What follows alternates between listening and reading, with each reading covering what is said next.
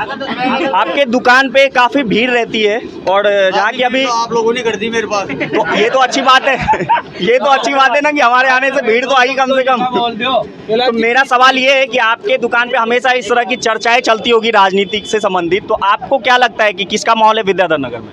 सीताराम जी अग्रवाल का। राज्य में किसकी सरकार देखते हैं? गहलोत रिपीट होंगे? मोदी की बनेगी, केंद्र में तो मोदी की बनेगी। राज्य में राजस्थान में मुख्यमंत्री किसको देखते हैं? गहलोत आएगा। गहलोत। सर क्या नाम है आपका? मोहम्मद शाकिर। सर क्या देखते हैं आप विद्याधर नगर में इस बार कौन, बीजेपी या कांग्रेस? बीजेपी आएगी। जय हिंद, मैं मणिकांत गरेरी और आप देख रहे हैं आज का भारत। आज फिर से विद्याधर नगर से ग्राउंड रिपोर्टिंग और बात करेंगे आम जनता है। एक चाय की दुकान पे हम लोग आए हुए हैं और आम जनता की राय क्या है, रियल क्या चल रहा है माहौल, वो आप तक पहुंचाने का जो है मैं लगातार दिखा रहा हूं आपको इस चैनल के माध्यम से। आज मेरा ये चौथा एपिसोड है विद्याधर नगर क्षेत्र से ही ग्राउंड रिपोर्टिंग का। तो आइए जनता से बात करते हैं। तो क्या नाम है सर आपका? मेरा नाम गोपाल सिंह शेखावत भैया। तो सर विद्याधर नगर में किसका माहौल देख रहे हैं चुनाव को लेकर के? विद्याधर नगर में तो मेरे हिसाब से कांग्रेस सीट निकाल लेगी इस बार।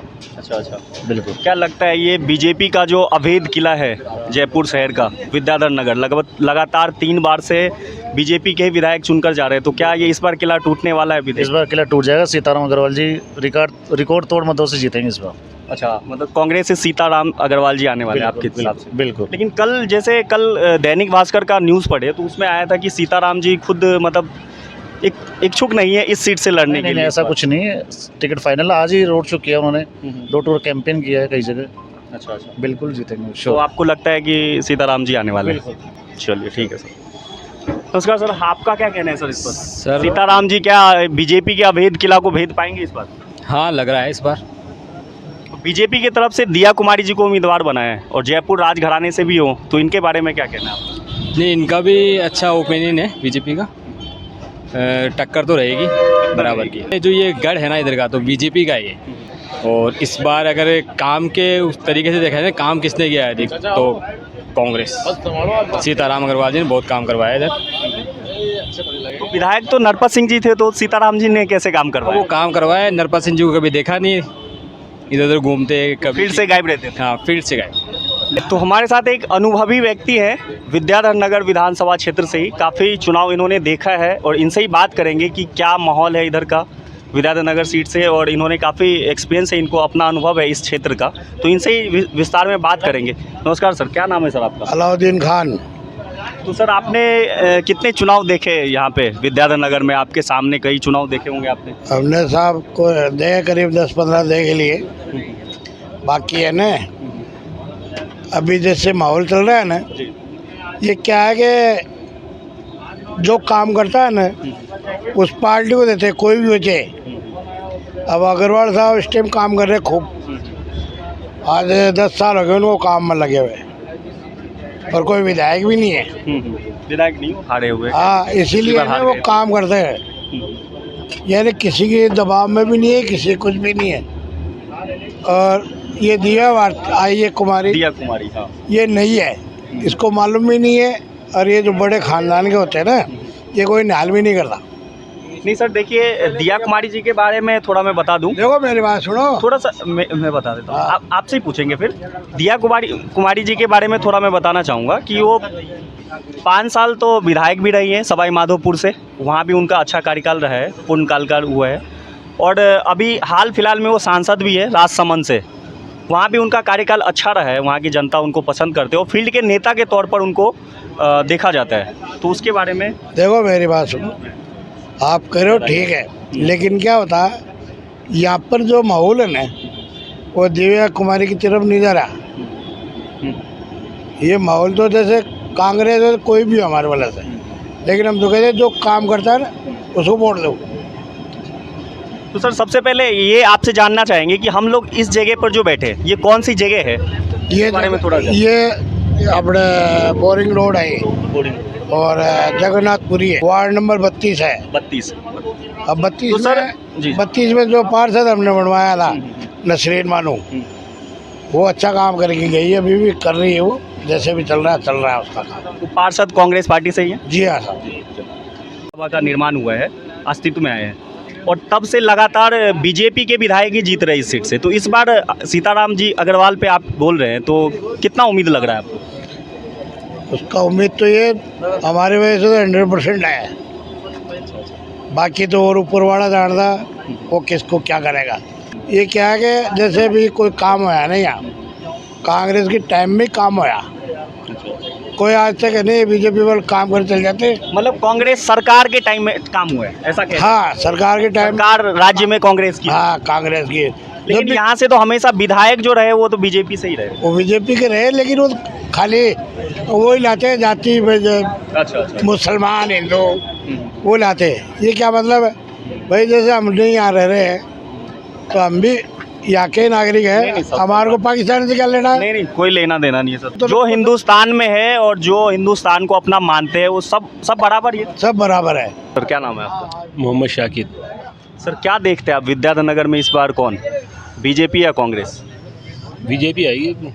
इस बार बीजेपी से दिया कुमारी जी आई है, तो क्या लगता है आपको दिया कुमारी जी जीत रही हैं यहाँ से? ये विद्याधर नगर बीजेपी का गढ़ है, इसमें से बीजेपी का कोई से भी बंदा है वो बीजेपी जीतेगी।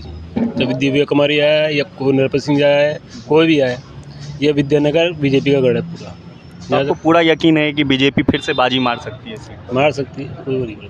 और जैसे कि इन्होंने चाचा ने बताया कि सीताराम अग्रवाल जी भी जीत रहे इस बार, अवैध किला जो है टूटने वाला है बीजेपी का। भाई दिव्या कुमारी का विरोध तो है, इस विरोध के इसमें थोड़ा सीताराम जी हो सकता है निकल जाए। आपका क्या कहना है? देखिए आपके क्षेत्र में कौन? सबसे बड़ी बात यह है बीजेपी का जो है ना, इस बार जो है बीजेपी को खतरा है।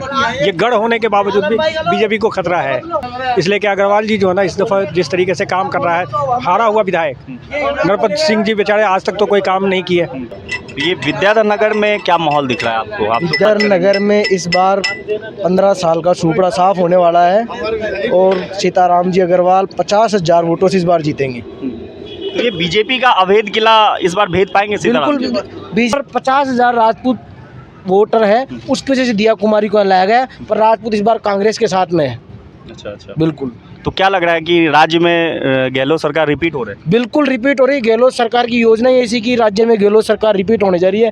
अभी विजेंद्र ओला जी के जो सांसद थे स्वर्गीय, उनके उसमें आई थी मूर्ति अनावरण में प्रियंका, उन्होंने घोषणा की कि 10,000 रुपये जो कांग्रेस जो कर्नाटक में जो योजनाएं चला रही है लक्ष्मी घर योजना, वही योजना यहाँ चला रही है अभी। 10,000 जैसे कांग्रेस की सरकार आएगी, जो भी प्रमुख है महिला है उसको 10,000 रुपये मिलेंगे, तो 500 रुपये का सिलेंडर मिलेगा। घोषणाएं तो काफ़ी होती है। घोषणा की थी राहुल गांधी जी ने कि सभी किसानों का जो है कर्ज माफ़ हो जाएगा, तो कर्ज तो अभी भी कर्ज में डूबे हुए किसान और आत्महत्या कर ही रहे, तो माफ़ तो अभी तक नहीं। आप गांव में जाकर देखो, गांव में क्या माहौल है। अब कर्ज माफ़ जो हुआ है वो आप जाकर देखो कर्ज कितना माफ़ हुआ है। अब ये तो है नहीं कि आपने फिर से कर्ज ले लिया तो वो माफ़, जो पिछला कर्ज था वो सब माफ़ हुआ है सबका, और जिनका नहीं हुआ वो उनका होगा। तो आपको लगता है कि यदि कांग्रेस आ जाती है तो ये 10,000 महीने की जो बात कर रहे हैं प्रियंका गांधी जी ने घोषणा की है, तो वो संभव हो पाएगा? बिल्कुल। ये खजाने पे असर नहीं पड़ेगा? बिल्कुल। कर्नाटक में योजनाएं चल रही, खजाने पे असर पड़ेगा। ये सब जो भाग रहे हैं विदेश ले लेके पैसा, ये किसका पैसा है? ये इस देश की जनता का पैसा है। ये पैसा लेकर भाग रहे हैं, ये भाग गए पैसे। अडानी अंबानी का भी देखो क्या हाल हुआ था। ये सब जो पैसा, जो नीरव मोदी है जो पैसा लेकर भाग गया है। ये सब लोन जो है सैंक्शन कांग्रेस गवर्नमेंट के यूपीए के टाइम ही हुए थे। अरे भाई यूपीए के टाइम हुए थे तो आप उनको पकड़ कर लाओ ना। आपने तो बोला था वो क्या नाम है, काला धन लाएंगे, काला धन आया नहीं। नोटबंदी से बोला इतनी वो हो जाएगी, आज तक हुई क्या है बताओ आप? कुछ नहीं हुआ है कुछ। ये सब जुमलेबाजी है, ये राजनीति, हिंदू मुसलमान की राजनीति करके लोगों को बरगलाना चाहते हैं। विकास के नाम पर अगर वोट पड़ेंगे तो कांग्रेस इस बार 150 प्लस सीटों से आ रही है।